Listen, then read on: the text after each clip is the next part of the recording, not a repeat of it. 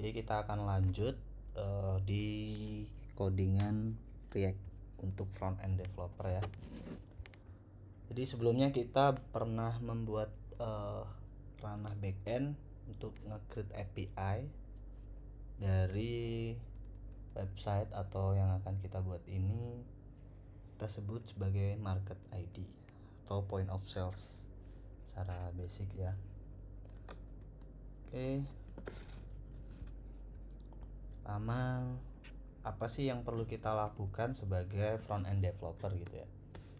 Tentu teman-teman harus terbiasa dulu memahami flow sebuah desain dari UI-nya gitu. Nah, ini sudah ada contohnya, mungkin penjelasannya lebih detail itu sudah saya jelaskan saat flow di backend saat pertama kali. Nah, ini mengingat saja kita akan membuat dua buah flow, di mana ada flow untuk customer atau kita sebut sebagai landing seperti ini, di mana customer login, register, kemudian bisa lihat-lihat produk tanpa login. Setelah dia login, nanti masih bisa melihat produk, lalu bisa melakukan pemesanan. Pertama itu. Lalu yang kedua, dia bisa melihat list checkout sementaranya. Lalu kalau dia berminat, dia akan checkout sampai sukses. Kemudian ada bagian waiting payment. Lalu kalau dia udah selesai pembayarannya, maka kita confirm. Lalu selesai. Selanjutnya tentu ada detail profile yang masih bisa diupdate, full name, image, lalu ada history checkout atau history pemesanan apa yang pernah dia pesan. Lalu ada address juga. Ini untuk alamatnya. Oke. Alamat ini akan kita gunakan saat checkout di sini. Oke. Kemudian harusnya ini ada history. Nah, ini yang saya maksud history. Kemudian untuk logout ya tinggal logout gitu aja. Lalu flow yang kedua sebagai admin, di mana admin akan bertindak sebagai pemegang kuasa untuk CRUD produk serta manajemen user, lalu create kategori, terus bisa melihat juga pendapatannya dan manajemen user ya, dan sebagainya. Pertama-tama kita akan coba dulu create React Apps-nya dulu. Ini saya menggunakan CRA untuk create React Apps. Silahkan ikuti instruksi yang ada di dokumentasinya. Buka terminal CMD kalian. Saya akan contohkan.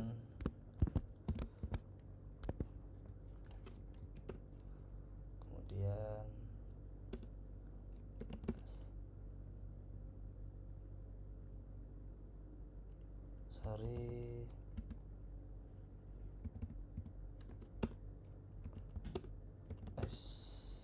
saya mau ke dokumen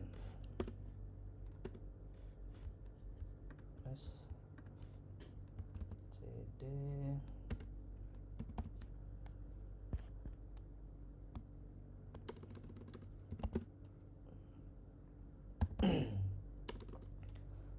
kita coba masuk ke direktori market ID.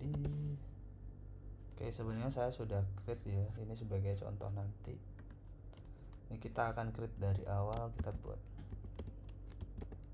market ID market FE.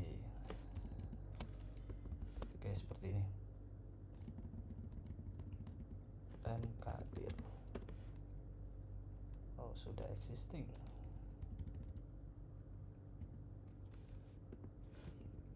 Kita bedakan seperti ini. Lalu salah sebentar, rf min rf yang ini. Kita akan langsung siapkan komen ini, npx create react app. Silahkan tuliskan nama project kalian, ingin buatnya apa. Di sini saya buat dengan nama market strip id strip fa. Okay. Cannot create project because npm existing. Okay. Market id fa. Okay.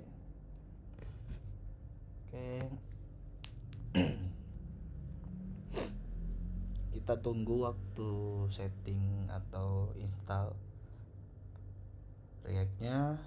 Sambil menunggu mungkin kita akan apa aja sih kira-kira yang kita persiapkan. Yang pertama kita akan menggunakan React Router. Kemudian sebagai stylingnya kita menggunakan Bootstrap. Teman-teman boleh menggunakan Bootstrap ini atau kita menggunakan komponen aja, komponen React Bootstrap. Nah ini yang akan kita persiapkan di awal terlebih dahulu. Oke. Getting start. Oke, lalu kita juga akan menggunakan form validasi nanti Formik, dan juga untuk type validasi kita menggunakan YAP. Oke, kita akan setup terlebih dahulu. Oke, sambil tunggu.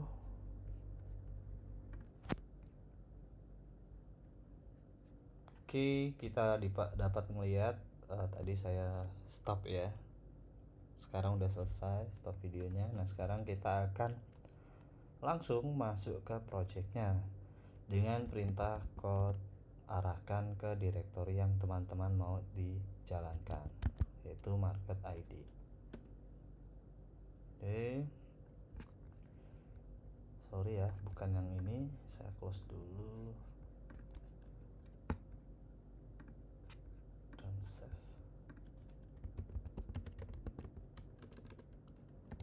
Market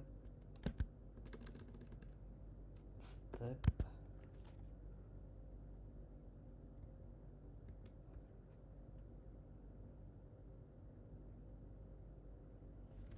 market id.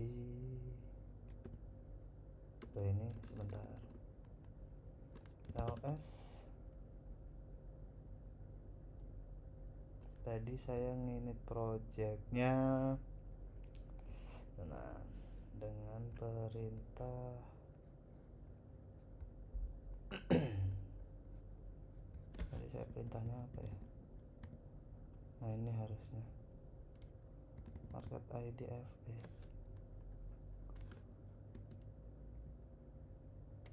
Oke, saya akan comparekan.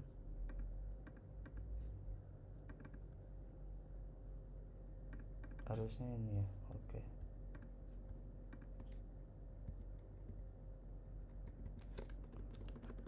Market tidak ada. Dan save. ls kode market id fa. Oke, ini sudah.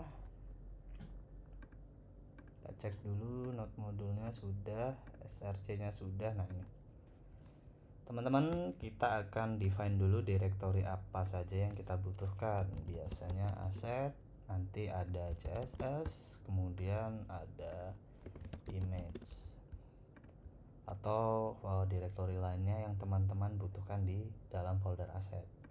Kemudian kita akan define direktori pages untuk mengkategorikan semua jenis page yang akan kita desain atau kita coding dari UI ke pages. Lalu kita siapkan juga komponen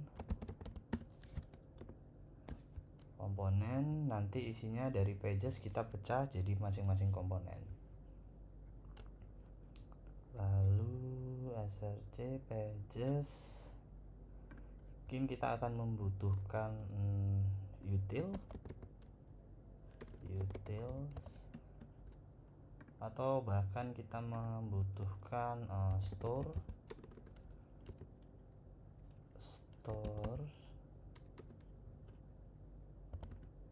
lalu kita akan define juga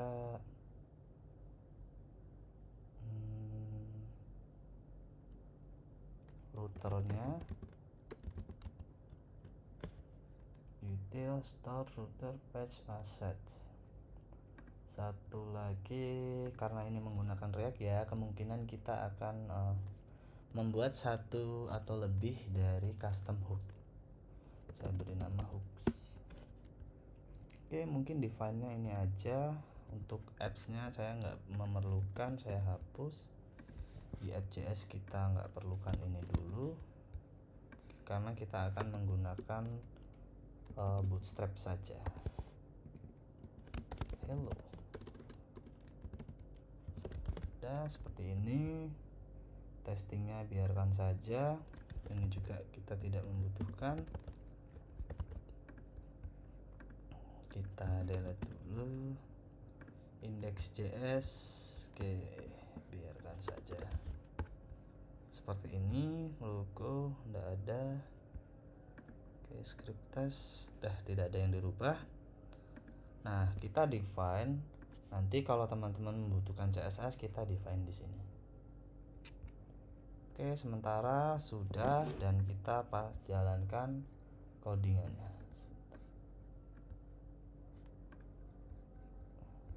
Sementara ini saya kecilkan dulu. Oke.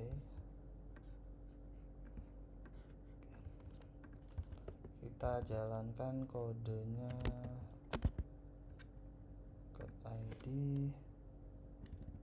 kita masuk ke directory. Teman-teman boleh pakai terminal atau mau jalankan di sini terminal VS Code juga boleh. Di sini karena saya mau full screen, jadi saya pisah terminal. Kemudian npm use v18, kita pastikan ubah dulu node-nya ya, lupa tadi. Node-nya saya pakai 18, atau karena ini React Apps kita pakai versi minimumnya 14. Oke, kalau sudah kita jalankan dengan perintah npm run start kalau tidak salah ya. Oke, kita tunggu. Oke, sudah dibuka. Index.css ini tidak ada ya. Oke, kita jalankan lagi, udah aman nih. Oke, kita cek hasilnya hello. Oke, kita sekarang langsung setup untuk keperluan si React Bootstrap-nya. Jadi buka dokumentasinya, lalu install. Saya coba split, alright. Oke, di sini yang kiri jalankan terminal, yang kanan untuk install. npm React Bootstrap. Tunggu dulu. Kemudian kita akan menyiapkan CSS, tapi sebelum itu teman-teman ada dua tipe pemanggilan komponen, bisa di define satu-satu atau cukup dengan bracket, curly bracket seperti ini, lalu nanti dipisahkan dengan separator koma dan komponen selanjutnya seperti itu. Nah, kita akan membutuhkan import stylingnya. Di sini bisa ditambahkan di dalam index.js atau apps.js-nya. Terserah teman-teman memilih. Untuk di contoh kali ini saya akan meletakkan ini di dalam index.js-nya atau paling root terluarnya. Installnya sudah selesai, kita cek. Harusnya ada React Bootstrap, oke, udah benar. Lalu kita importkan CSS-nya. Nah, jika sudah, kita save, cek kembali. Oke, kita cek Nah sekarang fontnya sudah berubah, artinya React Bootstrap-nya sudah terinstall dan sudah berjalan di apps kita. Kemudian selanjutnya kita akan coba dulu setup untuk React Router DOM-nya. Nah di sini tinggal, karena ini dokumentasinya Vite, jadi kalau kita nggak perlu pakai Vite setupnya karena pakai React CRI ini, kita cukup dengan perintah React Router DOM harusnya. Mana saya cek dulu. Oke, kita ambil React Router DOM. Oke, install kembali npm install React Router DOM.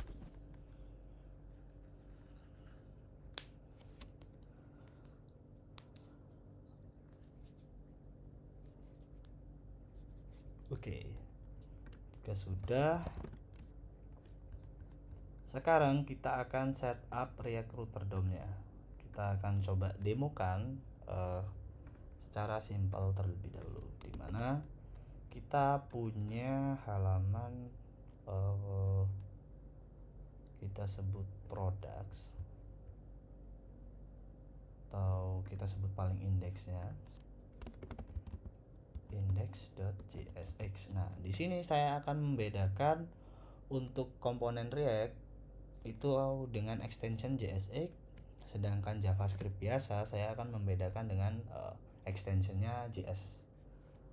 Oke, silakan buat export default.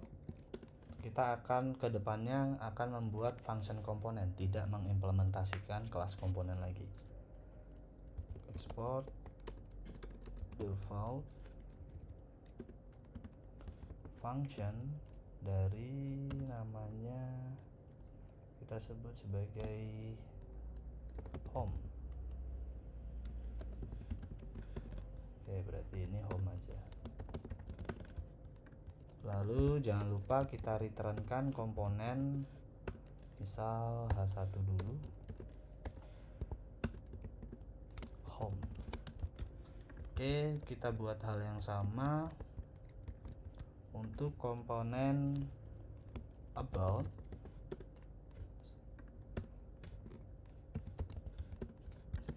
Oke, about sudah. Lalu ada juga ini untuk not, atau kita sebut error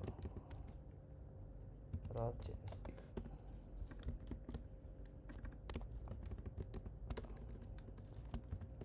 Not found, sorry ya, kodenya dulu 404 not found misal. Nah, seperti ini.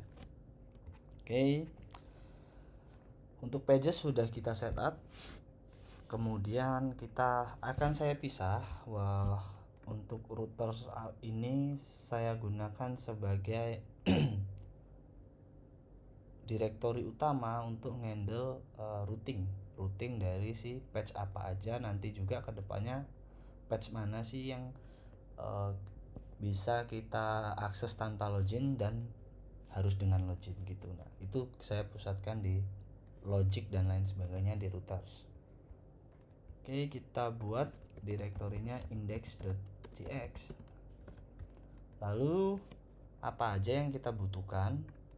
Oke, saya akan lihat codingan yang sudah saya coba pelajari terlebih dahulu. Kita cek kan, sorry. Oke,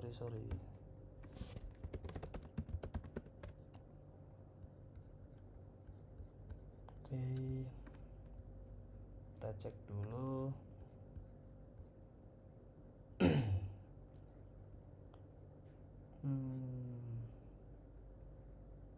Nah, ini dia. Saya akan coba lihat atau mencontoh direktori. Sebentar, development. Oke, mana ya? routers. Nah, kita akan persiapkan logic routersnya di sini. Yang akan kita butuhkan seperti ini. Oke, kita copy dulu. Nah, kita akan import create browser router, create router element sama rootnya. Lalu di sini juga kita nanti akan import komponen and komponen patch atau out gitu. Nanti kita akan import di sini semua. Patch bahkan layout ya, kita mungkin saya akan sebut patch komponen layout out patch dan atau out deh. Oke. Nah, pertama-tama karena kita mendefine hanya 3 patch, jadi kita import dulu ketiga patch tersebut. Yang pertama ada home, lalu ada about, kemudian ada juga error atau negatif patchnya ini ya. Nah, setelah kita sudah import, kemudian kita akan ngedefine atau nge-export dulu si routernya. Export default, export default berarti variabelnya const, langsung aja routernya kita import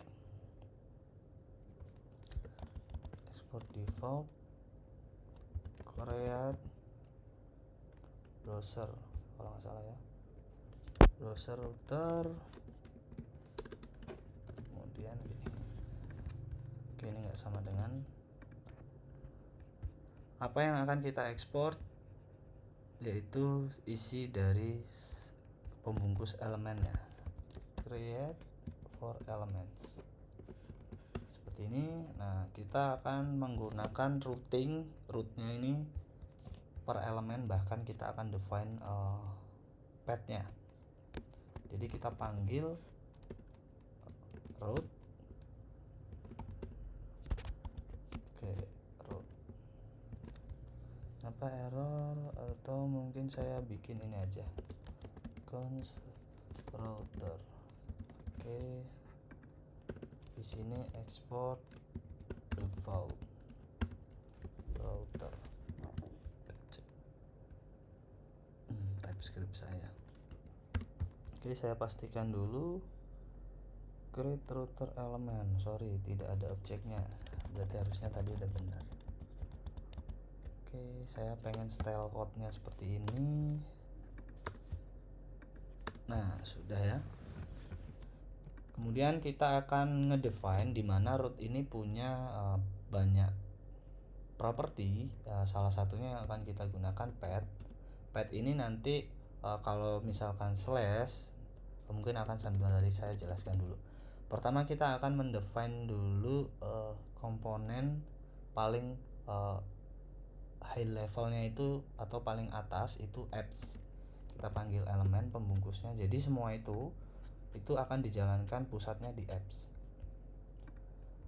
Oke, elemen, jadi kita panggil elemennya dari komponen apps-nya. Apps-nya juga kita harus import.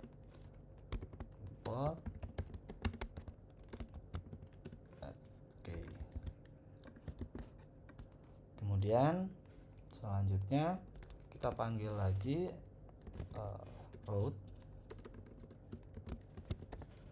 Oke, rootnya. Nah, baru ini isinya dari sub atau patch yang akan kita handle, dimana kita harus ngedefine path-nya. Jika path-nya slash, maka elemen HTML apa yang akan kita panggil, atau pages apa, atau komponen apa, layout apa, itu terserah.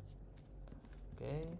Nah, yang akan kita panggil jika kita ke direct URL-nya slash saja, itu berarti home.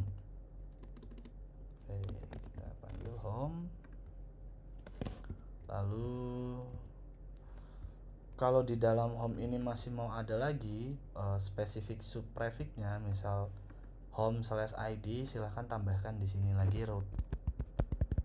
Tapi jika ini paling childnya atau paling sebagian terkecilnya, maka cukup menuliskan seperti ini. Oke, home di sini ada /about. Kita panggil komponen about juga. Lalu yang terakhir kita akan ngedefine page itu error. Tapi sebelum itu kita contohin seperti ini dulu. Nah, jika sudah, kita akan eksekusi karena pembungkus utamanya adalah apps. Jadi kita akan ngedefine si apps ini untuk menjalankan pagesnya. Caranya bagaimana? Kita import dulu sebuah outlet nanti dari si React Router DOM outlet. Nah, seperti ini.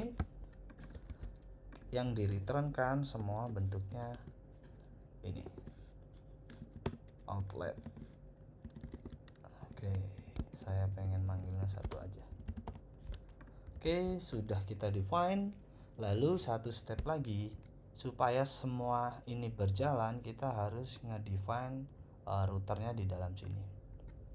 Oke, apps-nya sudah nggak kita butuhkan, maka yang kita butuhkan selanjutnya from React Router DOM. Nah, di sini kita membutuhkan apa? Coba ya cek. Kita akan membutuhkan root providernya. Nah, ini ya, root provider. Oke. Lalu jangan lupa kita juga harus import semua elemen yang sudah kita define tadi di dalam index. Yaitu kita beri namanya router from dari mana? Kita ambil dari routers. Boleh tuliskan lengkap atau kalau sudah index tinggal router seperti ini aja juga bisa. Oke, kita cek. Ada penulisannya, saya contohkan seperti ini, langsung saya ekspor. Kemudian teman-teman juga bisa membuat sebuah variabel di sini. Kemudian jangan lupa export default baru variabel tadi misal. Ini banyak style penulisan ya. Ini saya contohkan seperti ini. Oke.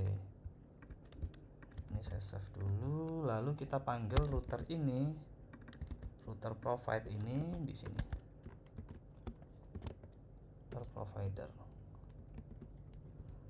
Oke, lalu kita panggil atribut router. Dari mana? Ngambil dari router ini. Oke, define-nya sudah selesai. Harusnya kita sudah menerapkan React Router DOM. Dimana ketika kita coba harusnya ini bisa ya. Kita cek dulu. Your component is called maybe. Oke, kayaknya pemanggilannya harus berdasarkan elemen apps, kemudian home, lalu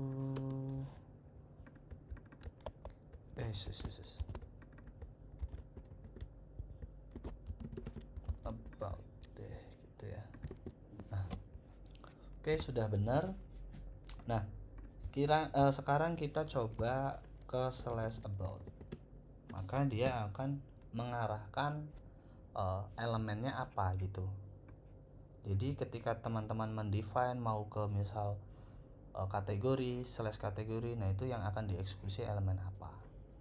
Oke, sekarang gimana sih kalau kita mau bikin path yang di dalam about ini masih ada lagi atau dinamis gitu ya. Sebenarnya teman-teman bisa langsung define di sini satu, tapi teman-teman juga pengen ada page about itu masih ada. Berarti kita coba pecah lagi komponen ini menjadi punya child atau punya anak komponen lagi gitu. Kita panggil routernya, kemudian gini dulu. Oke, penutupnya enggak butuh. Nah, kita akan mendefine path-nya apa teman-teman. Kalau seandainya dia dynamic, misal di sini saya contohkan ya, error dulu deh, ke halaman error. Misal tes. Nah, ini elemennya saya contohkan menggunakan elemen error dulu. Oke, gimana sih kalau case-nya seperti ini? Maka kita cek about ini tuh. Jadi nggak ada ya. Coba kita slash home, kita cek lagi. Oke. Root path under path about invalid child. You start the parent routers. Kita akan dimulai dari parentsnya. Oke, kita coba ya. Gimana supaya paham. Jadi kalau dia punya anakan, penulisannya sama seperti ini ya. Jadi ini saya copy, dimana ini isinya about, lalu ini saya hapus. Sebentar. Nah, di sini ada about. Oke.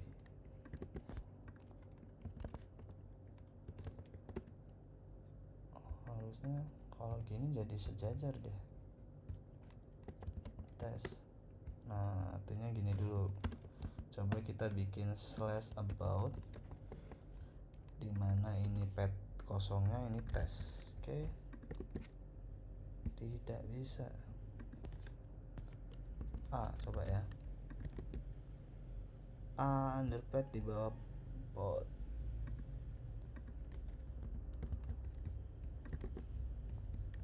Oke, saya belum pernah coba. Kalau di view itu bisa, teman-teman. Vue.js saya coba, kalau memang dia hanya bisa elemennya, berarti diasumsikan paling utama ini kita sebut pembungkus utama atau layout, sisanya baru ngarahin spesifiknya. Berarti hasil yang kita coba lakukan ini belum berhasil ya. Berarti asumsi saya React Router DOM itu kalau mau membuat sebuah path di dalam URL yang misal about ini ya, about, sebentar, ini kurang satu penutupnya, kelebihan satu. Oke, misal about, terus ada about lagi di dalamnya, misal ada unique ID, harus seperti ini. Oke, kita eksekusi.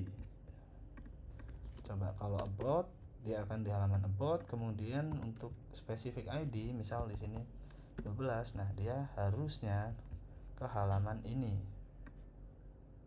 Nah, gimana cara penulisannya supaya dia diasumsikan ini?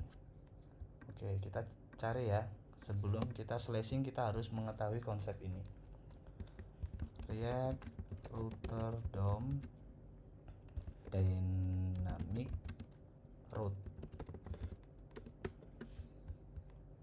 Oke, kita cek dulu. Nah, ini yang saya bahas tadi ya.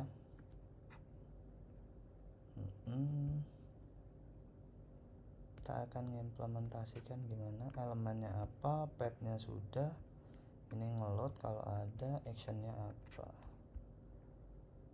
Oke, ini types.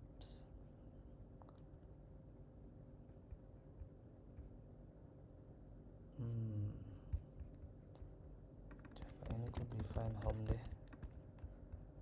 Berarti ini titik 2 ID. Harusnya seperti itu. Nah, ini udah bisa ya tadi ya. Jadi ini teman-teman kalau menuliskan apapun masih benar, tapi kalau setelah slash ini baru dia diarahkan ke halaman yang nggak ada, karena memang nggak ada halaman ini. Tapi sebelum slash ini sudah kita define ini sebagai ID. Kalau kita tangkap pathnya, nanti dia muncul ini diidentifikasi sebagai param ID gitu. Oke, kita udah harusnya secara basicnya udah dapat. Berarti sudah konsepnya harusnya ini udah bisa kita pahami gitu. Nah, kita udah nggak butuh lagi slash about, dimana kalau kita akan menghandle halaman yang tidak ditemukan itu harus mengarah ke page error. Nah sementara ini page-nya seperti ini, kita akan coba handle dengan cukup ketikan bintang, maka kita akan arahkan ke halaman error. Oke.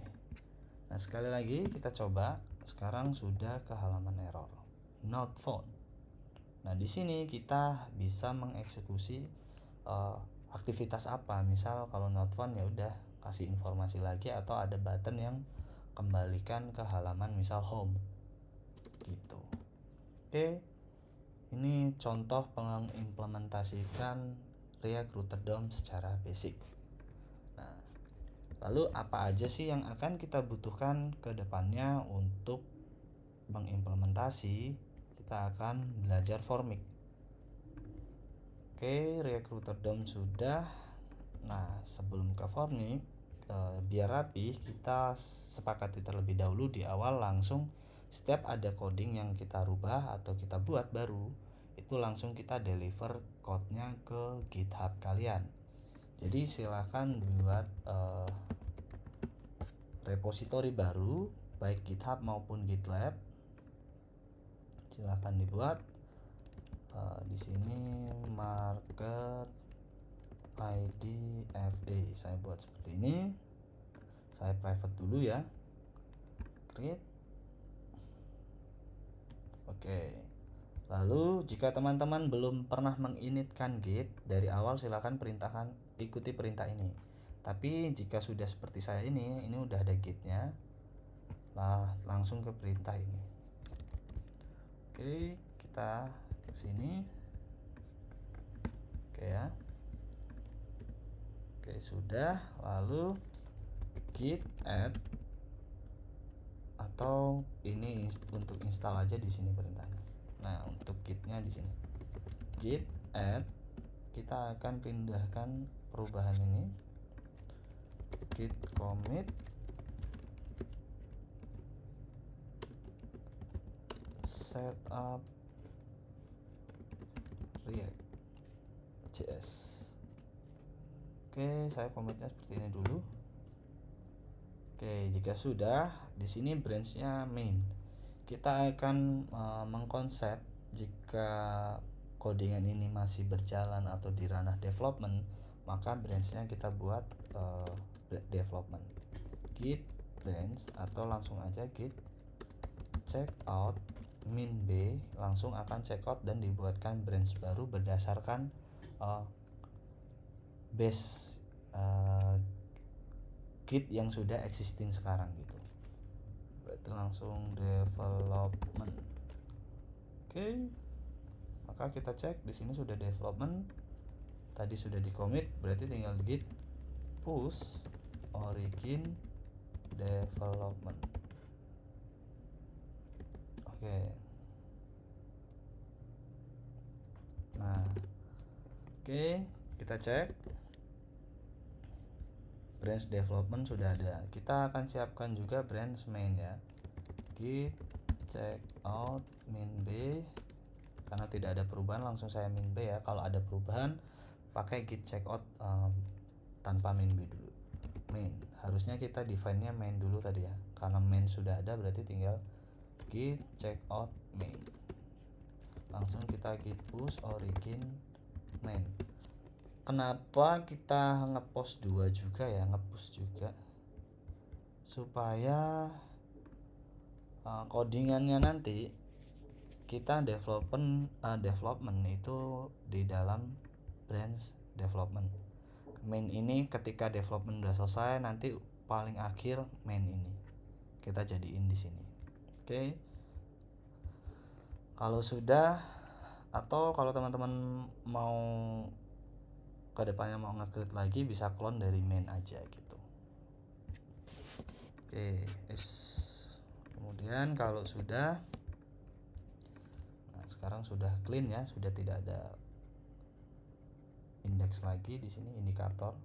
Nah sekarang kita akan langsung coba implementasi atau slicing page home ini terlebih dahulu, page register terlebih dahulu.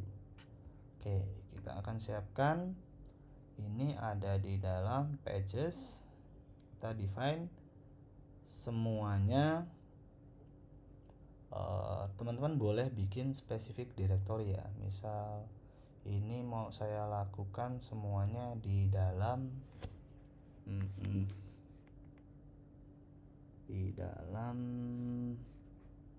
sebentar, nanti ada admin. Oke, lalu ada customer ya, customernya. Oke, kita define aja di sini customer. Oke, jadi kita akan punya dua role, dua page masing-masing. Kita akan menjalankan login di dalam customer terlebih dahulu. Oke, kita bikin file login.jsa. Export seperti biasa, export default function dari login. Teman-teman boleh penulisannya raw function ya, itu terserah, tidak harus mengikuti cara saya. H1 kita cek login. Oke. Lalu jangan lupa kita juga buat register register.jsx. Oke. Nah, kalau sudah, jangan lupa kita panggil ini di dalam routernya. Oke, mana tadi? Kita panggil ini patch atau yang berhubungan dengan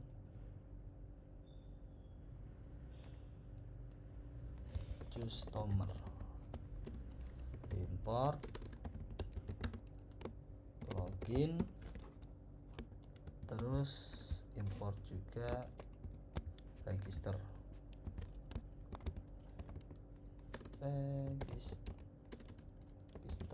Oke.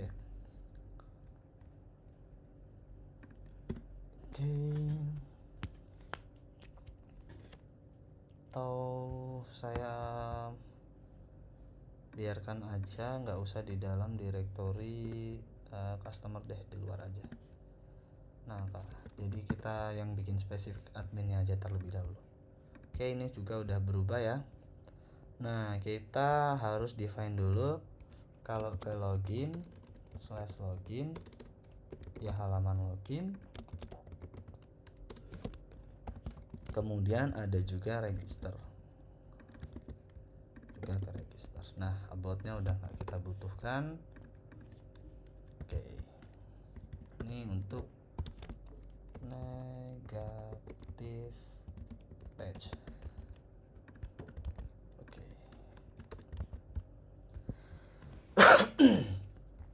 Oke, sudah ya, berarti about sudah kita tidak butuhkan, kita hapus aja.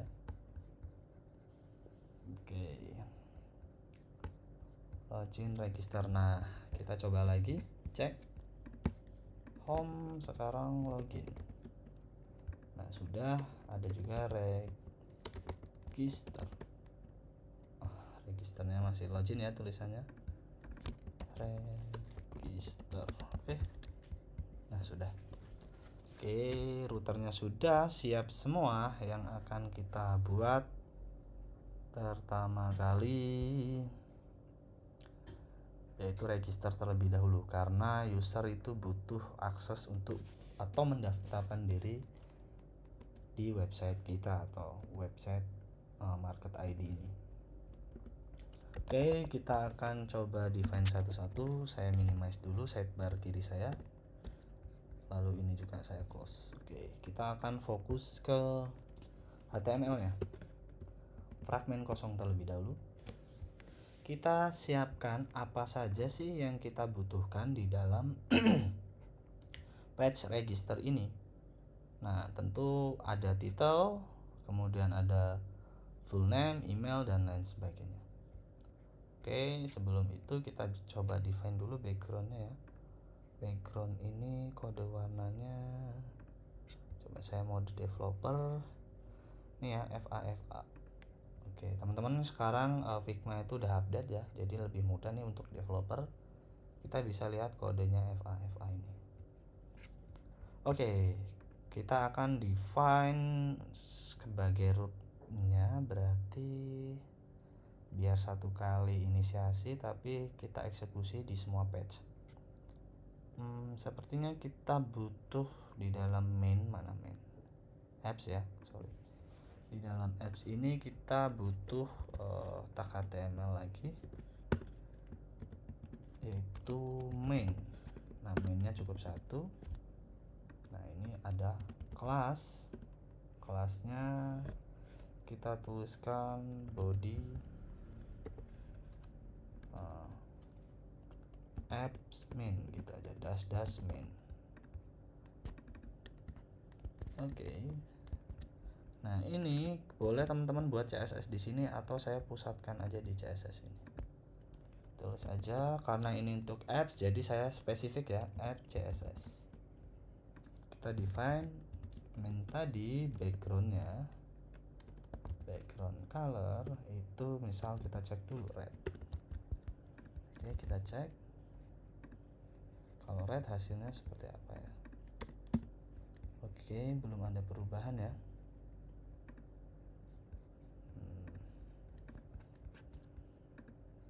App CSS karena apa? Karena kita belum ngimport ini CSS-nya ke dalam, karena ini apps jadi saya kebutuhannya di apps aja. Kita import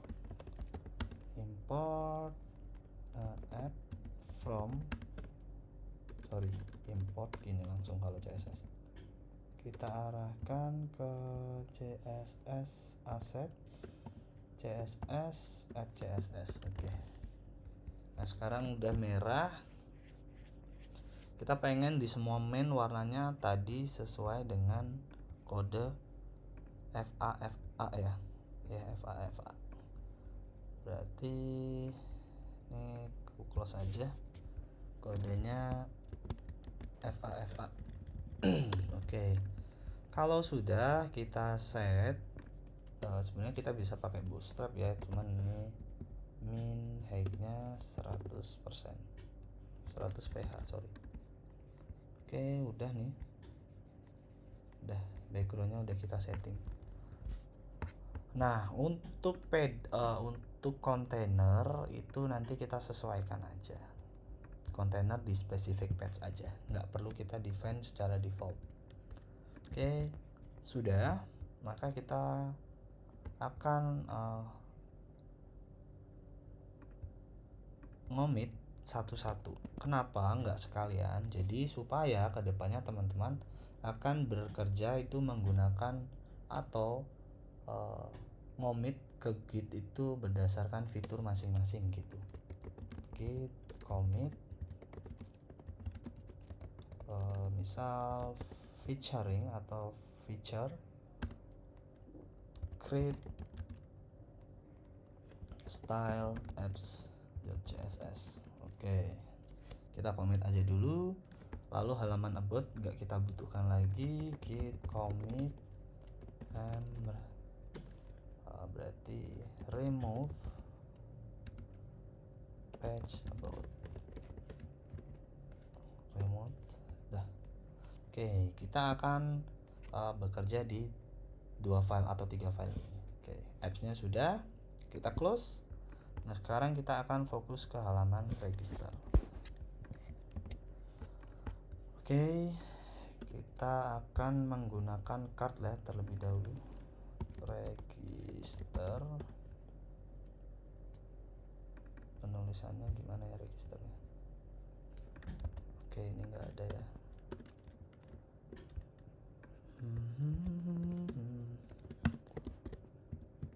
Video ini nggak akan saya potong, jadi semoga lancar ya. Berarti H1 login register. Oke, sudah ya. Nah, pertama kita akan coba mengimplementasikan desainnya. Card berarti ini ya. Kita cari komponen cards teman-teman. silahkan pilih yang mana. Di sini udah ada contohnya, tapi saya coba ngedefine yang paling gampang dulu. Ini. Oke, kita butuh card ini. Oke, langsung aja. Jadi import terlebih dahulu komponennya dari from React Bootstrap. Kemudian apa komponen yang teman-teman mau panggil? Di sini saya panggil card. Lalu kita langsung panggil komponen card ini. Oke. Langsung terus tulis lagi card.body.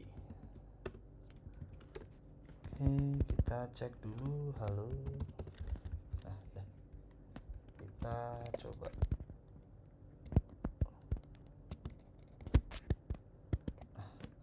Cardnya sudah ada nih ya teman-teman. Nah, ini PR-nya adalah kita harus ngedefine size-nya dulu nih. Size dari card ini berapa.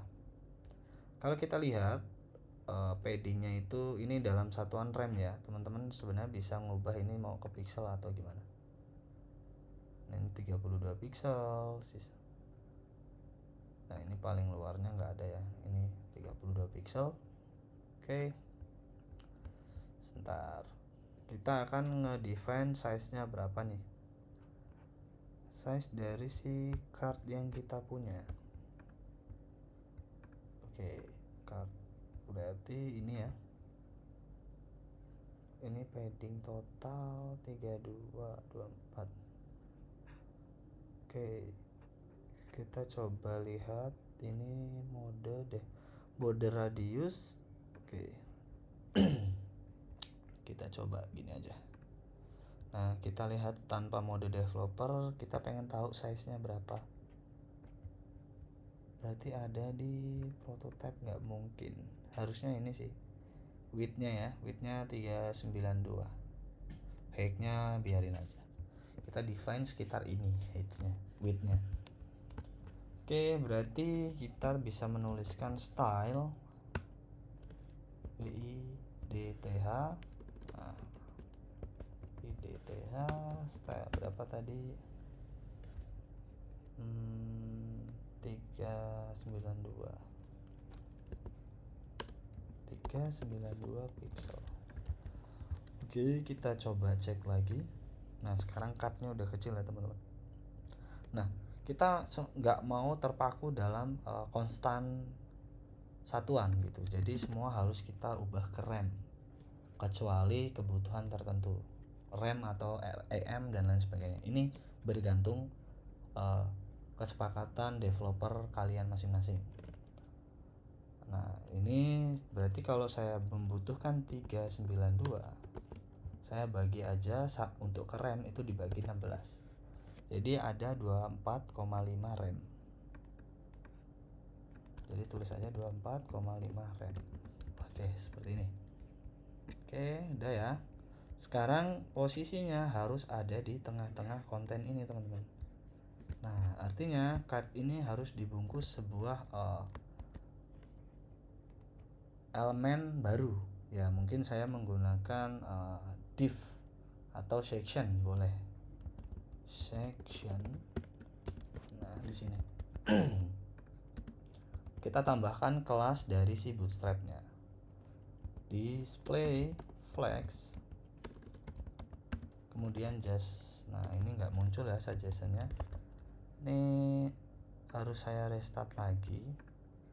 Atau saya cek dulu bootstrapnya udah ada belum.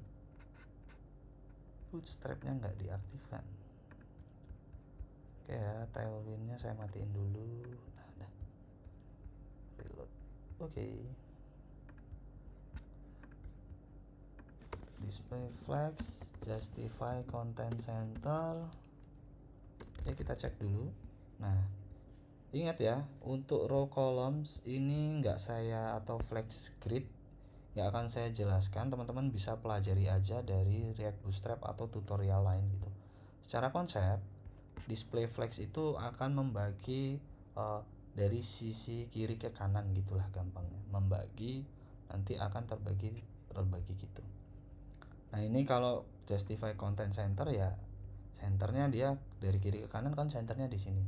PR kita harus senternya di tengah sini. Nah itu bagaimana? Harusnya kita tinggal tambahin align item center. Nah kendalanya adalah dia tetap di sini. Maka debugging paling mudah itu bisa menggunakan inspect elemen lalu arahkan ke sini. Kenapa kok dia nggak mau ke tengah? Ternyata ketika kita define di sini, dia membutuhkan harusnya kita ngeset height-nya supaya ke tengah. Maka kita coba min height berapa? 100 VH. Nah, 100 VH itu berarti besar layar yang ada. Saat ini ukuran segini misalnya. Maka dia harus pasti selalu di tengah. Karena ada tadi ya, ada align items ini. Coba kita hapus, nah kita save. Nah dia akan ditarik nih, stretch. Oke, kita lihat nih. Nah, kalau saya reload, nah berarti PR kita tinggal membutuhkan align tadi, align item sama pasang min height-nya 100 VH. Nah dia udah di tengah teman-teman. Oke, kita coba cek. Nah gini, apakah ini responsif atau tidak? Kita coba hello, ini ganti lorem ipsum 100. Lorem 100 deh.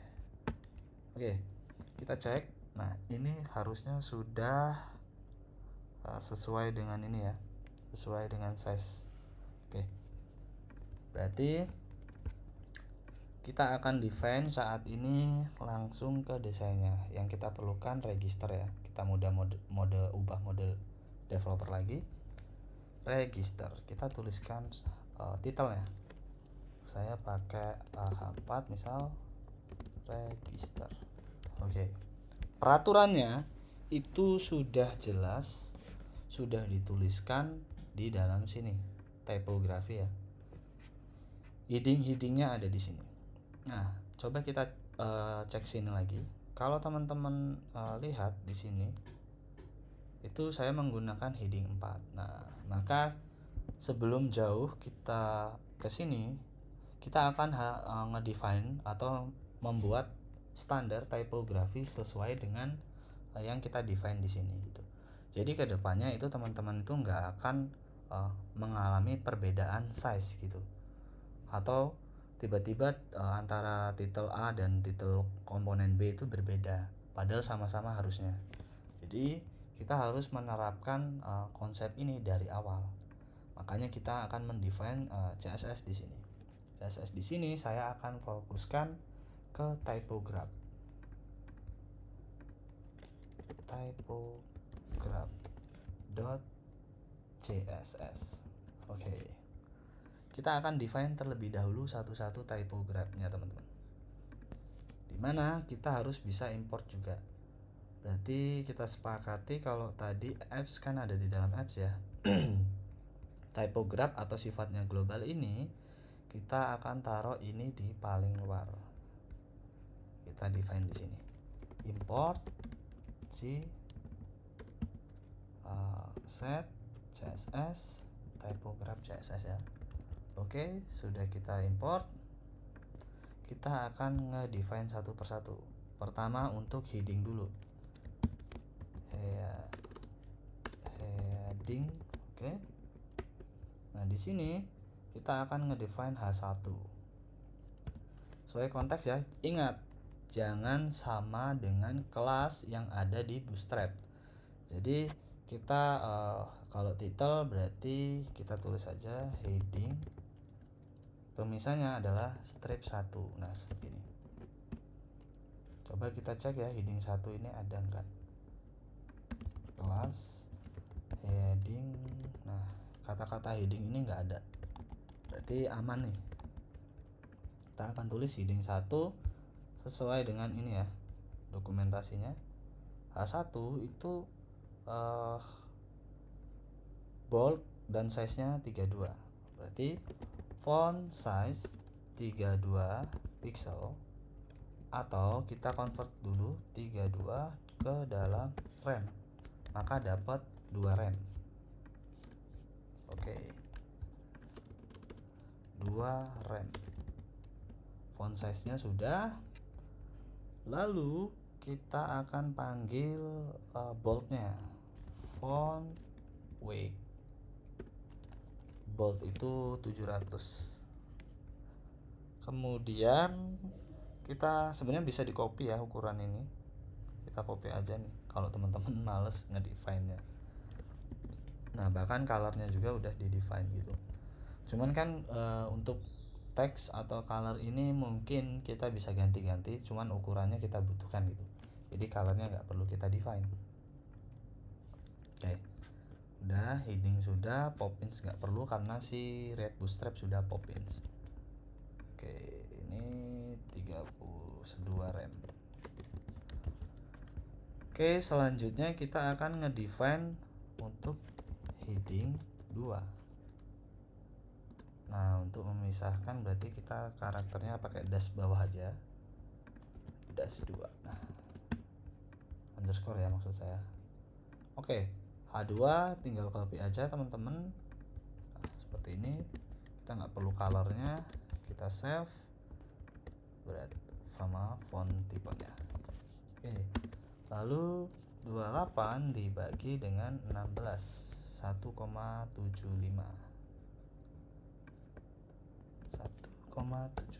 rem.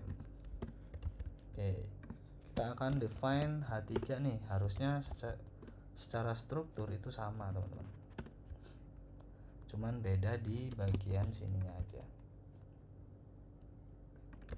Berarti berapa ukurannya? 24 ya.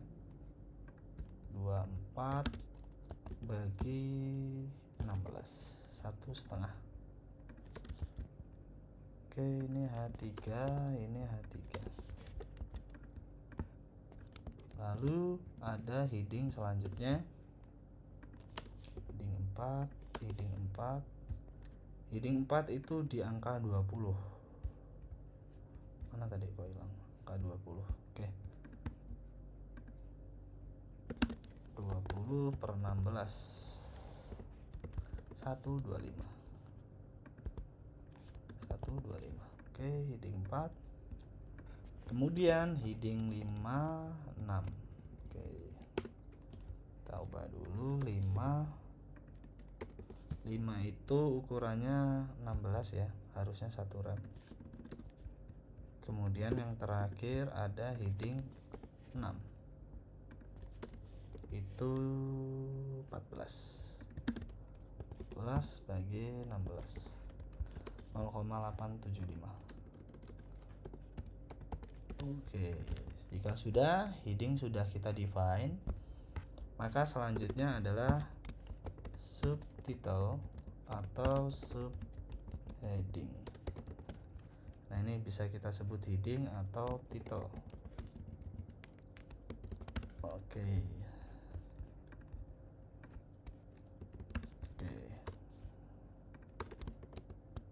Biar konsisten penulisannya, subheading or subtitle.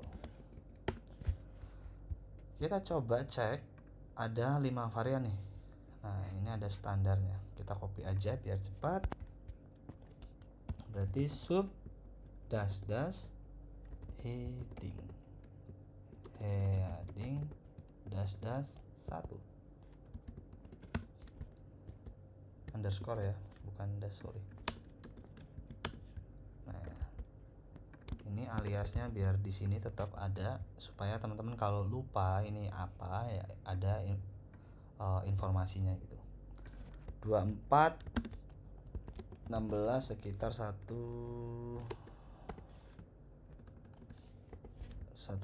ya. 1,5. Oke. Ada berapa varian? 1 sampai 5. 2, 3, 4, 5. Oke. Ini bisa dulu. Nah, yang kedua subheading 2 kita membutuhkan fontnya 20 per 16 1,25. Bentar, 1,25 kan.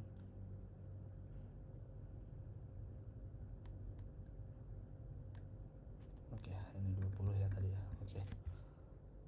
Sudah, harusnya sekarang ke heading 3. Heading 3 itu heading 3 18 1,125. Kalau 20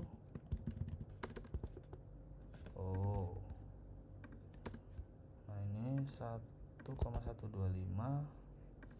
Nah, ini yang tadi kayaknya ada yang perlu saya perbaiki. 16 berarti 20 kan. 20 itu berarti 20 per 16 1,25.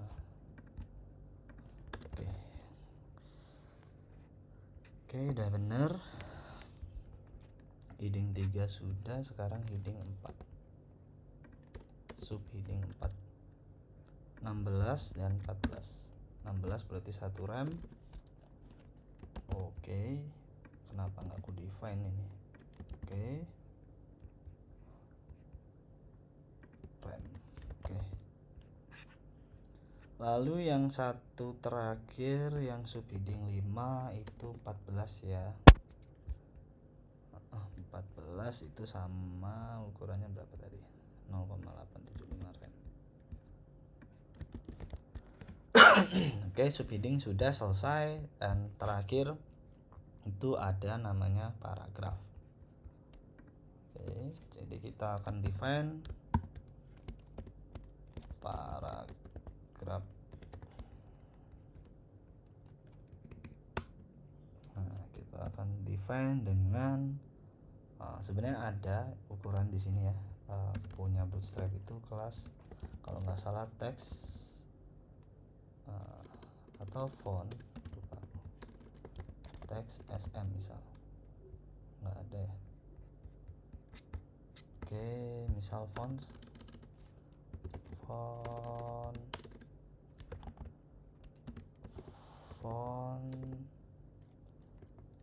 oke, kayaknya pakai F font. Ini FS. Nah, ini ada nih font weight, font system berapa, ada ukurannya. Cuman kita nggak akan menggunakan punya Bootstrap, kita punya standar sendiri. Jadi kita akan sebut ini sebagai teks atau paragraf ya. Paragraf. Gini aja deh. Teks dash 1, harusnya tidak ada. Teks dash karena Bootstrap itu identik dipisah dengan seperti ini. Oke, harusnya aman. Teks dash 1 kita akan ambil redang reguler ini. Copy, kita nggak butuh ini. Oke, 20 1,18 kalau nggak salah. Oke, 1,25 rem. P1 P2 para teks 2 ya. Paragraf or teks 2, ukurannya 18 1,125 benar. Kemudian teks 3 16 1 rem. Teks 3. Dan selanjutnya teks keempat itu 14 teks 4 14 ya. 14 0,1875 0,8 875. Oke, sudah. Teks keempat yaitu 14, sebentar. Teks kelima maksud saya. Teks kelima 12 per 16 ya, 0,75. Lalu yang terakhir paling kecil ya, kita bikin yang 18. Ini kecil banget sih, harusnya 0,5 berarti. P6, teks 6. Oke, kita sudah ngedefine semua typograph. Nah, ini ada contoh sebagai perbandingan teman-teman. Kalau misalkan teman-teman menggunakan desktop itu apa? Contohnya segini, subtitlenya ukuran segini, tab segini, mobile segini, itu standarnya seperti itu. Nah, di sini mungkin akan saya coba buat secara global dulu aja, nggak perlu pakai spesifik. Oke, gini aja dulu. Oke, kita sudah define typography kita. Oke, nah kita akan lanjut ke halaman register ya tadi. Oke, register kita akan menggunakan mana tadi ya? Oke, di sini. Kok hilang? Oh, ini dia. Oke, register H4 teman-teman. Berarti kelas H4-nya heading ya, ambil heading 4. Oke, kita cek. Oke, ini sudah. Kalau tadi nggak tanpa kelas H4 misalnya. Nah, ini penulisannya bentuknya seperti ini. Karena kita udah punya kelas, udah sama nih. Harusnya udah sama dengan desain standarnya. Lalu, nah di card ini kita punya padding dulu teman-teman. Paddingnya ada 3, 2 kiri kanan semua total. Jadi kita harus define dulu paddingnya teman-teman. Kelas padding. Nah, di Bootstrap itu standar mainnya adalah Bootstrap. Oke, kita cek. Harusnya ini ada aturannya.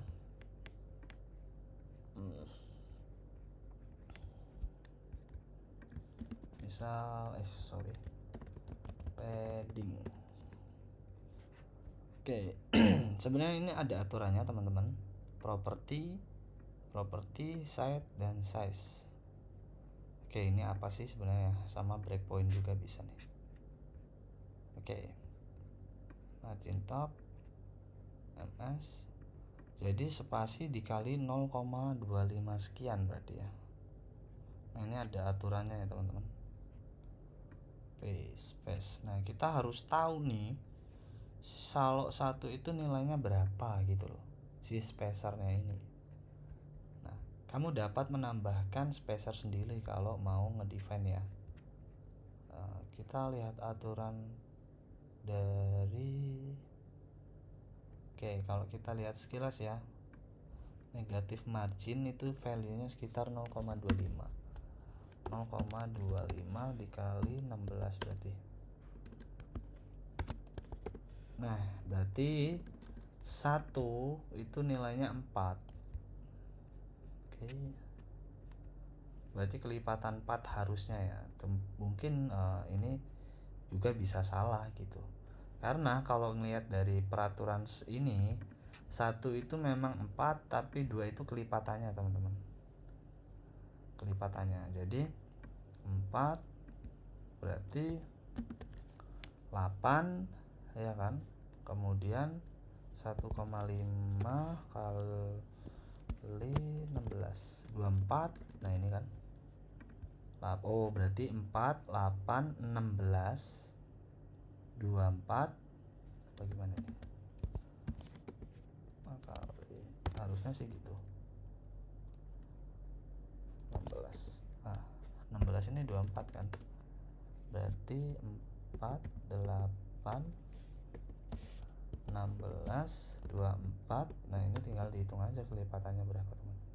Berarti yang terakhir ini habis 24, 3 kali 16, 48. Nah peraturannya 24 dan 48. Ini yang akan kita terapkan di sini. Nah permasalahannya untuk 32 tadi ya, sesuai dengan desain tadi. Untuk 32 ini enggak ada nih. Kalau tidak ada, ya berarti kita define dengan style biasa. Seperti itu. Oke, aturan ini enggak tertulis ya yang tadi. Nah ini 24, 16, 24 dan 48. Jika tidak ada, berarti kita bisa menggunakan bantuan style di sini. Padding di semua halaman atau di sisi kiri kanan itu 32 pixel atau 2 rem. Oke, kita cek dulu hasilnya. Nah ini udah ada paddingnya. Oke, biarin dulu. Kemudian ini per section itu ini 24. Oke, kita akan masuk ke inputan sekarang. Input.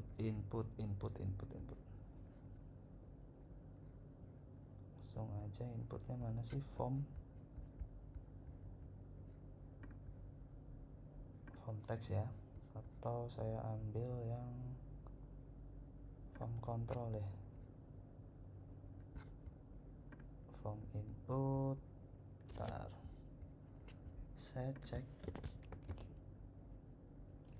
hub.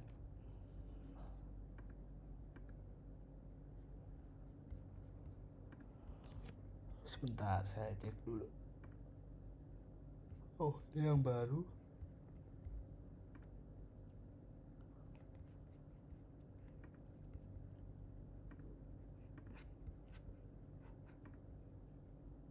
Mana repositori saya? Ada di dalam ini. Karena kita mau pakai validasi, saya coba cek dulu ya. Best practice-nya menggunakan apa?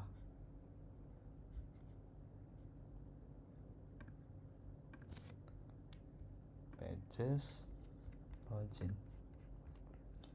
Kita akan gunain model form group, label, form control ya. Oke. Kedepannya kita akan samakan seperti ini. Berarti ini input group bukan, jadi lebih ke form control kayaknya. Form group, nah ini. Kita akan menggunakan ini. Oke. Jangan lupa komponen formnya. Form. Oke. Nah ini kelas-kelasnya kita nantikan dulu. Ini juga biarin hilangin dulu atributnya. Oke.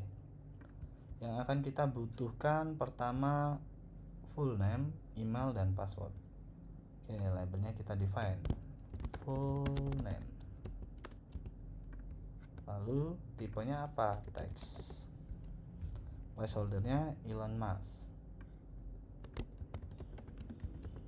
Oke ya. Sudah. Lalu akan kita define lagi di sini email dan password.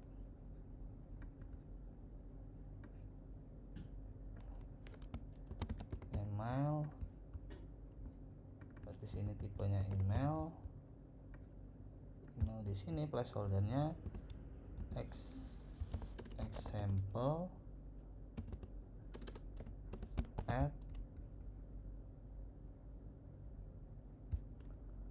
marketid.id.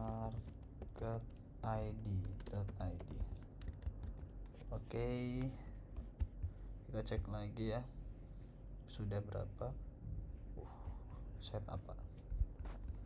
Lalu kita akan coba lagi sama password ya, password. Oke, di password ini sepertinya ada sedikit perbedaan coding. Coba kita cek. Oke. Password tipenya juga harus password. Lalu ada placeholdernya apa? Type password.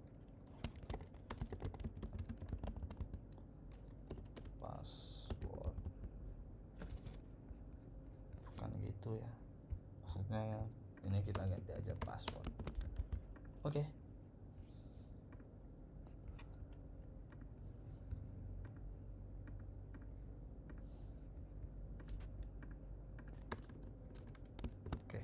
Password dah. Kita cek dulu halaman ini. Password. Oke. Kalau sudah, oke, ini udah kelihatan nih. Antar field itu 12. Jadi kita harus nge-define dulu antar label dengan field 12. Nah, 12 tadi itu ada aturannya 4, 8, 16 ya. Oke, kita coba pakai MB2. Kita sepakati pakai MB2. Oke, coba cek dulu hasilnya. Ini udah ada jaraknya. Nah, jarak antar ini ke sini itu hanya ada 12 juga. Berarti ini juga kelas form groupnya MB2. Oke, kita coba definekan seperti ini. Nah, sekarang udah mulai mending. Kemudian register ke full name itu berapa? 24. Register ke full name ini ya, berarti MB 24 tadi itu harusnya 4. Nah, seperti ini. Kita cek. Nah, ini udah ya. Oke, sudah sesuai aturan harusnya. Lalu dari sini, dari terakhir ini ke paling bawah ke button ini 24 juga. Nah, berarti ini tambahin 4. Nah, oke. Kita butuh button login. Maka di sini kita define sebuah button. Oke. Login. Kelasnya kita cek dulu. Warnanya varian blue. Primary. Kita cek. Nah, ini udah ada, tinggal kiri ke kanan. Boleh pakai kelas atau kayaknya sudah punya atribut block. Kalau ada, ternyata nggak ada ya. Berarti kita pakai kelas saja. W100. Oke, udah full nih. Sekarang kita cek lagi. Ini jaraknya 24. Nah, oke. Berarti paling bawah ini udah 32. Tulisannya already have account. Nah, ini copy aja. Karena itu teks, saya bisa pakai span aja. Oke, kita cek dulu. Oke ya, ini ada jaraknya. Nah, kalau gitu ini kan daripada MB4, kita biar bagus kiri kan atas bawah langsung dari buttonnya aja. MY4 atas nih, ke atas 4, ke bawah 4. Nah, ini ya. Jadi punya space masing-masing. Tapi oke. Lalu ini fontsnya ukuran berapa, teman-teman? Fontnya ukuran mana tadi? Font ini ukurannya kita cek. Dia P5. Kita ambil paragraf 5. Kelas. Nah, ini dia. Oke, posisinya harus di tengah ya. Berarti kita tambah text center.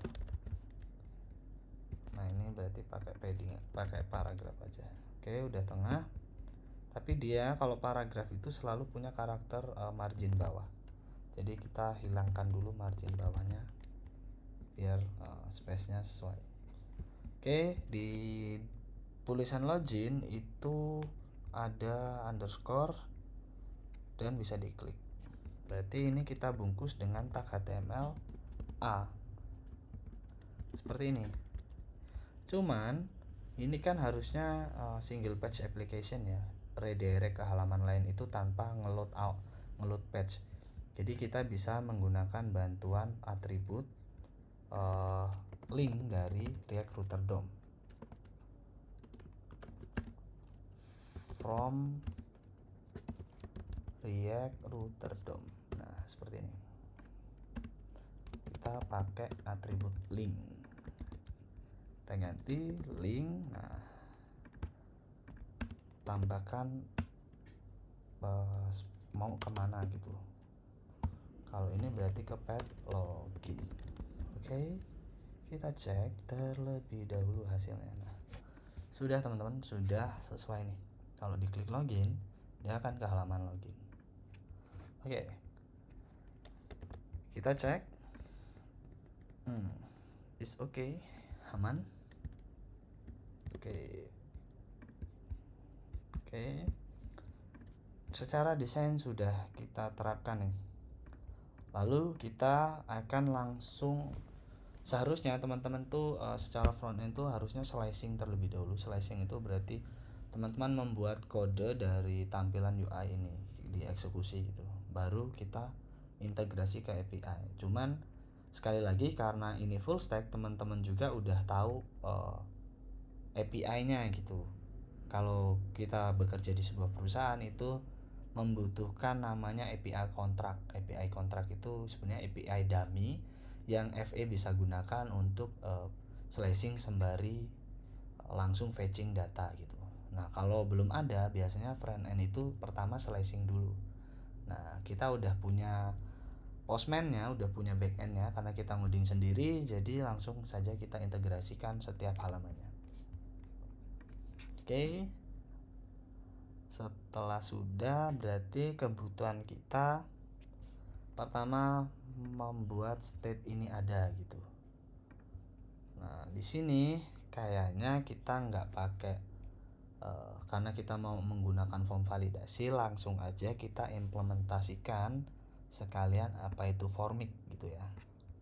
Jadi singkatnya Formik itu sebuah library yang mengakuisisi validasi form, lebih tepatnya seperti itu. Nah, tapi kalau kita masih menggunakan Formik itu untuk validasinya kita harus ngedefine satu-satu teman-teman logic per masing-masing value-nya. Nah, daripada kita beratkan dengan tipe atau pengecekan validasi, kita akan membutuhkan library lain yaitu YAP sebagai type validator gitu, nanti email, required dan lain sebagainya. Oke, langsung aja kita install terlebih dahulu npm install Formik, harusnya seperti ini. Cuman kita cek dulu nih ya, Formik. Nah, npm install Formik, langsung aja satu lagi yap, min save boleh, nggak pakai save juga boleh. Oke, kita tunggu ya. Sambil menunggu kita coba buka juga yap.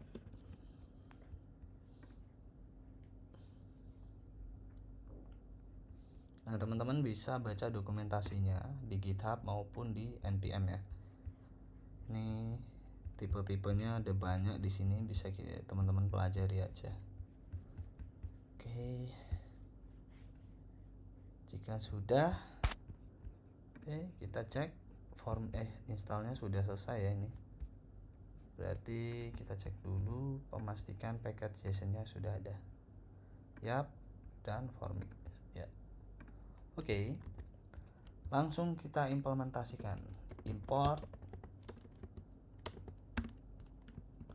from apa dulu nih yang akan kita siapkan. Yes. Langsung kita pakai dokumentasi Formik aja, tutorial. Nah ini secara singkat teman-teman itu harus mendefine menggunakan contoh di sini hook dari si Formik yaitu use Formik. Kemudian kita harus mendefine sebuah function namanya Formik, di mana nanti function ini akan kita panggil ke HTML-nya untuk mengakomodir si submit, si change-nya sama value-nya. Itu yang handle Formik. Kalau kita nggak pakai Formik, kita harus ngedefine pakai useState. Itu terlalu repot. Tergantung ya kebutuhannya sekali lagi. Oke. Lalu kalau udah, pastikan kita harus mendefine sebuah name-nya. Dimana Formik ini akan ngambil properti itu dari atribut name ini. Jadi harus teman-teman define. Nanti selanjutnya on submit-nya bisa dieksekusi di sini. Oke, kita akan praktikan ke codingan yang sudah coba saya buat. Nah, di sini saya pakai nih ya, sama nih use Formik. Oke. Jadi kita cek tadi kita butuh ini. Oke, kita copy use Formik. Kemudian kita mendefine dulu. Kita copy gini aja dulu. Oke. Di dalam function si loginnya. Loh, kok ini masih login? Harusnya register ya. Register. Nah, udah. Nah, Formik ini kita akan panggil. Nah, ingat ya teman-teman, kalau bikin form sebaiknya kita bungkus dengan atribut form atau elemen form ya. Form. Oke, seperti ini. Nah. Oke. Nah, di sini kita akan handle on submit-nya. On submit dari si Formik. Di sini Formik itu udah punya suggestion-nya teman-teman. Kita butuhnya submit, ya udah tinggal pilih submit. Oke. Kemudian untuk full name kita bisa define kan, sebentar, ini harusnya ada target kalau nggak salah. Target, atau biarin dulu aja ya, atau to form ID. Oke, supaya spesifik harusnya nih HTML4 ini. Ntar saya define dulu ya HTML4. Nah, ini full name, kita define atributnya, ada ID, full name juga. Nah, ini yang akan kita gunakan untuk Formik yaitu atributnya name. Oke, full name juga nggak apa-apa, sama. Jadi ini disesuaikan dengan API yang teman-teman buat ya. API-nya apa? Kita harus cek dulu properti apa aja yang kita butuhkan untuk sebuah API. Sorry, ini harus saya ganti akun dulu. Oke.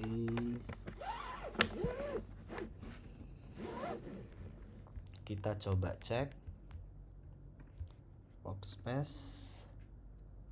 Oke, market ID ya ini nggak perlu, saya harus delete terlebih dahulu. Mana sih delete nya? Oke, nah kita harus apa aja sih yang dibutuhkan di register itu seperti ini propertinya. Maka kita harus samakan teman-teman,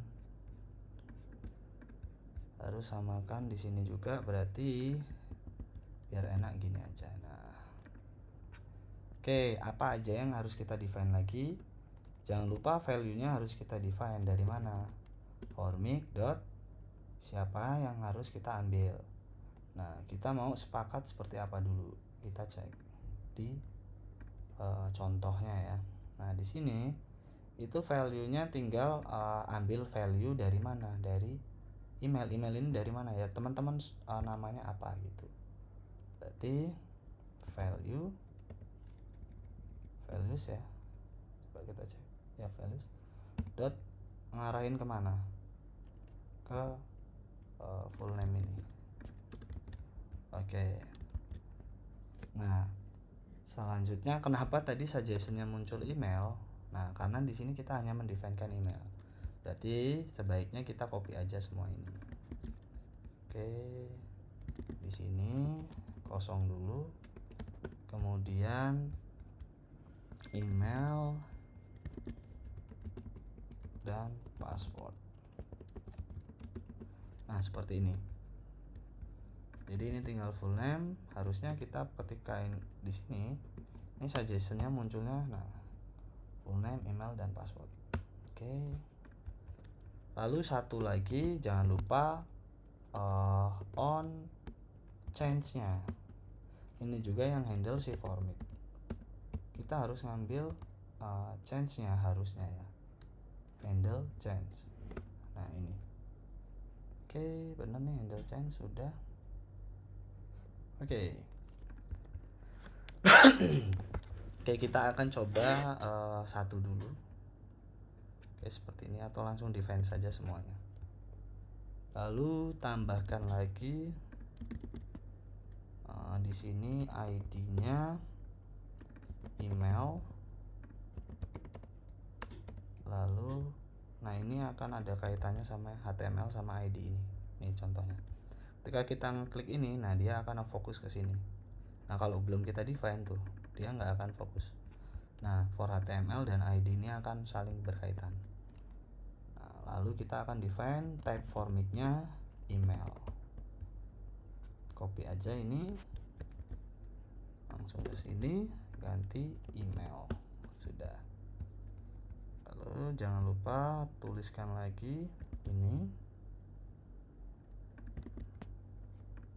password. ID-nya password, ID-nya password. Kemudian name-nya, propertinya juga password yang buat formatnya. Lalu kita butuh on change-nya. Oke.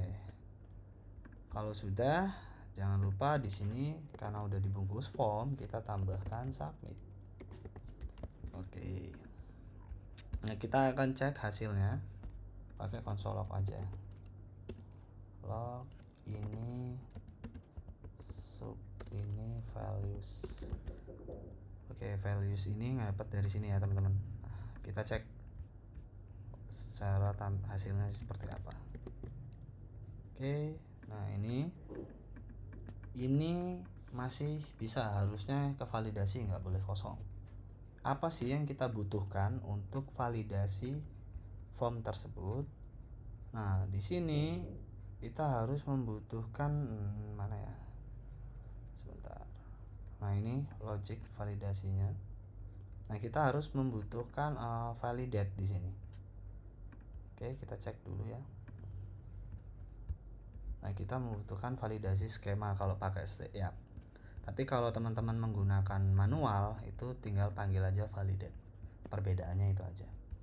Nah, kita coba cari validasi dari YAP-nya. Nah, ini ya YAP. Nah, ini kalau YAP itu teman-teman butuh namanya property validasi skema. Kita tambahkan di sini. Oke. Nah, biasanya paling mudah itu kita define aja di sini, teman-teman. Define aja dulu. Jadi konteksnya gini deh. Cons form itu form apa aja sih? Isinya ini. Oke, nah ini form ini di sini. Oke. Atau kita sebut initial value juga boleh. Nah, karena sama objeknya berarti harusnya kita panggilnya gini aja. Lalu kita define validasi skema di sini juga. Fonts validasi skema isinya dari si YAP-nya. YAP ya. YAP. Import semua. Kita beri variabelnya YAP from dari si YAP-nya. Oke. Kita jadiin as YAP. Nah, dah. Kita define YAP skemanya dulu. YAP dot objek, lalu seperti ini. Nah, kita akan validasi di sini. Oke, ini tinggal koma. Apa aja sih yang teman-teman butuhkan? Nah, berarti ini skemanya. Lalu kita define satu-satu. Yap, kita bikin string dulu. Nah, sekarang baru validasinya. Yap, dot required harusnya. Required. Nah, seperti ini. Oke, ini berlaku di semua. Nah, oke, kalau sudah kita coba lagi lihat di hasil HTML.